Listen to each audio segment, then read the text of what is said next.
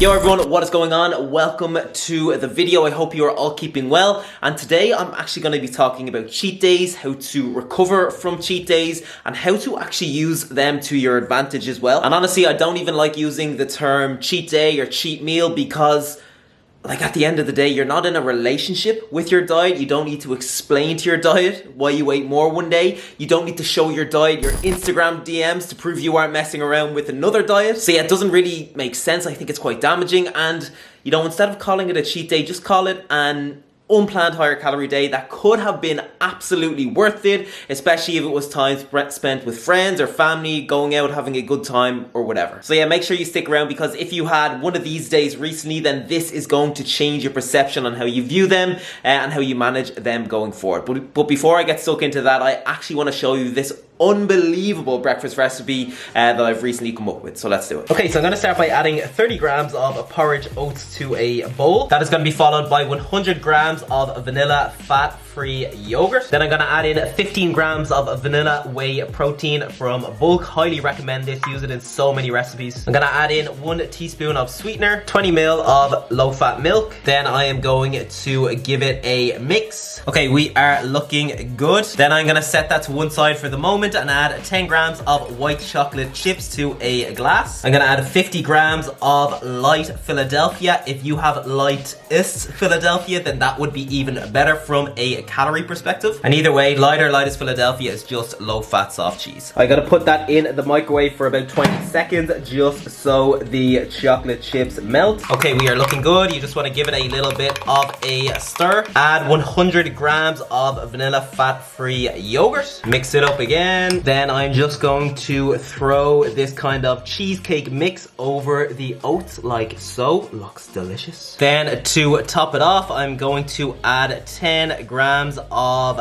chocolate chips. And that is followed by 50 grams of raspberries. Then you just want to pop it in the fridge for at least 2 hours or overnight.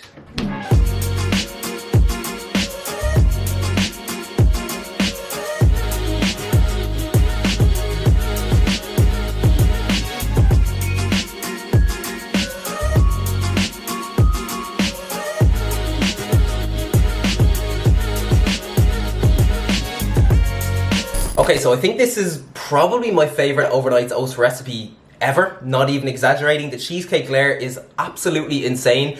And I actually, when I was having this for breakfast the other morning, I had this moment of appreciation because I was eating it, it was so tasty, and I was just thinking to myself, aren't we so lucky to be able to eat these things whilst achieving our goal, whether it's to build muscle, whether it's to lose fat, whether it's to do both? Because even though, most of you who watch my videos now, you know that you can include these kind of meals and foods in your diet and still stay on track, it's still not the norm.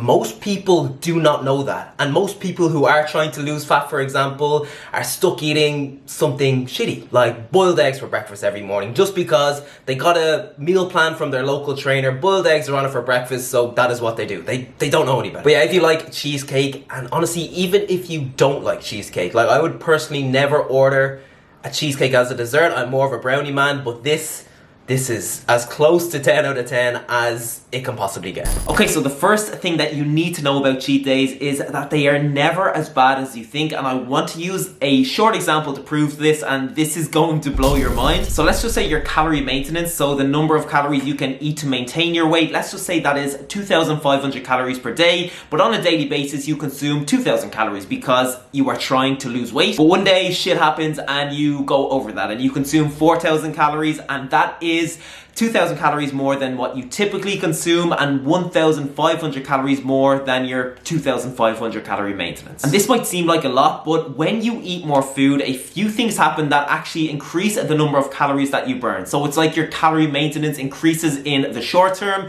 and this is as a result of a few things. So the first thing is that when we eat more food, our bodies actually need more energy, aka calories, to digest that food. And this is typically 10% of the the extra calories that you consume. So let's just say you consume 2,000 calories more, like in this example, you're actually going to burn an extra 200 calories through the digestion of that extra food. Secondly, after you have an unplanned higher calorie day, your body is going to have a lot of extra energy that it is going to want to use, and as a result you are going to experience an increase in your NEAT levels. And NEAT is the number of calories that you burn just by going about your day-to-day life. And one study found that the mean increase in calories burned through NEAT as a result of overfeeding is 328 calories per 1,000 extra calories consumed. So if you eat an extra 2,000 calories one day, that could be an extra 656 calories you are going to burn as a result of that. And lastly, when you eat more calories, you are typically going to have more energy in the gym to train harder,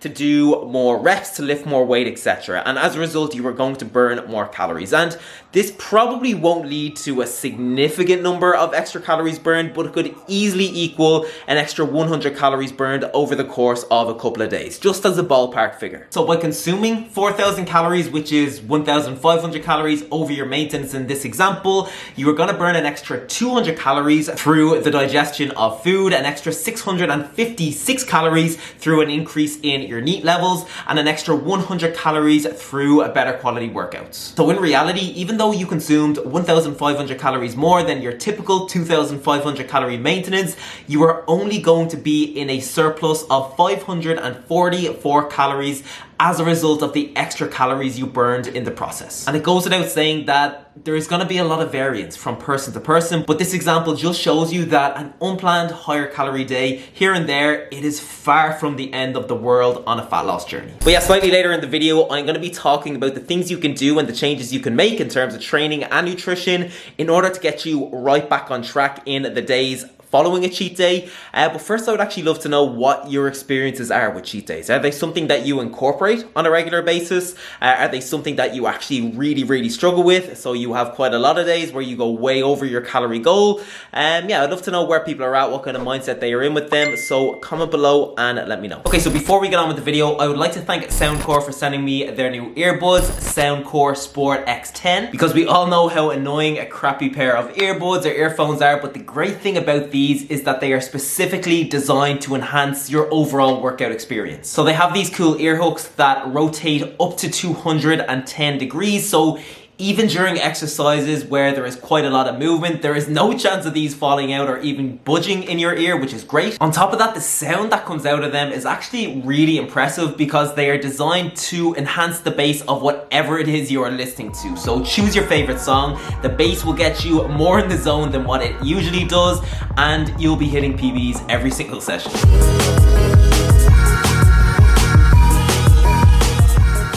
And they actually have this cool feature called Breathe in the app that you get access to on your phone, where you guessed it, you can focus on your breathing. So for example, if you're looking to bring yourself back down to baseline after a workout, you can choose the relaxation mode, and they have plenty of other modes as well. And if you tend to sweat a lot during a workout, the Soundcore Sport X10 are fully waterproof. So sweat to your heart's content, give them a wash after if you like, and then put them away until the following session.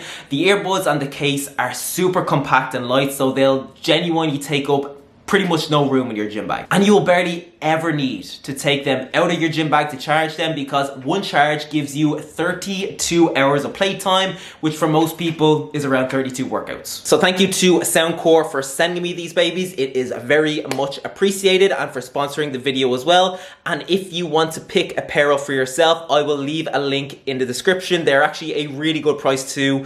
So yeah, get on them. All right, so before we talk about your nutrition in the days after a cheat day, I want to show you this absolute banger of a recipe. It's low in calories, it's high in protein, it's high in volume as well. It's one of those meals that you could easily prep for lunch, for dinner. It just has that versatility, and I suppose, you know, with a few tweaks in terms of the ingredients you use and just how you would usually go about making a meal like this, it makes it 10 times tastier. Alright, so I'm going to start by getting this fajita seasoning. They sell this pretty much everywhere in some shape or form. I'm going to add it to a bowl. There is 17 grams of seasoning in here just for reference. Then I'm going to get half of a lime and squeeze it on top like so. I'm gonna add in a little splash of water, give it a mix. Then I'm gonna add some ingredients. I'm gonna add 150 grams of raw chicken breast. I'm gonna add half of a red pepper, half of a yellow pepper, and half of an onion that I have chopped into strips. I am going to give everything a good mix so the marinade is covering all of the other ingredients. All right, everything is fully covered, and I'm just gonna let that soak for about 15 minutes or so. And if you're stuck for time, you probably don't even need to let it soak. You could just throw it straight on the pan. But even if you have a spare 15 minutes,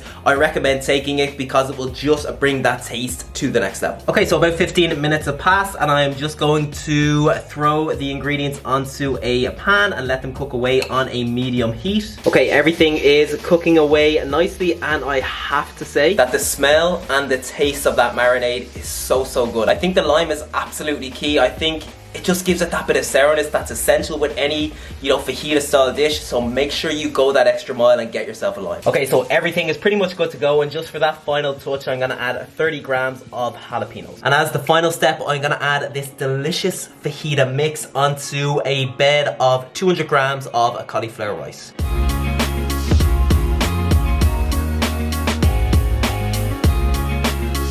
This is ridiculously tasty. You can literally see the flavor bursting out of the chicken and the veg. It's so good. And the great thing about cauliflower rice is, number one, most places do it. You will most likely find it in a supermarket near you, whether it's Tesco, that sounds like an ad, but whether it's Tesco, whether it's Lidl, Aldi, Sainsbury's, Walmart, if you're in the US, most places do it. And number two, cauliflower rice is so calorie friendly. So you can have a big portion of cauliflower rice for quite few calories, and as a result, the potential for you to feel a lot more full and a lot more satisfied after this meal is going to be bigger. And let's just say you have this for dinner, and you typically have a dinner that's 100 calories more or 150 calories more. You could have something alongside this. You could have a couple of tacos, you could have a wrap and actually fill the wrap and make a little fajita, whatever you want. Okay, so let's talk about your nutrition in the days after a cheat day. And the first thing that I recommend doing is giving yourself permission to hit your calorie goal. So in the example earlier on in the video, that would be giving yourself permission to hit your 2000 calories per day, because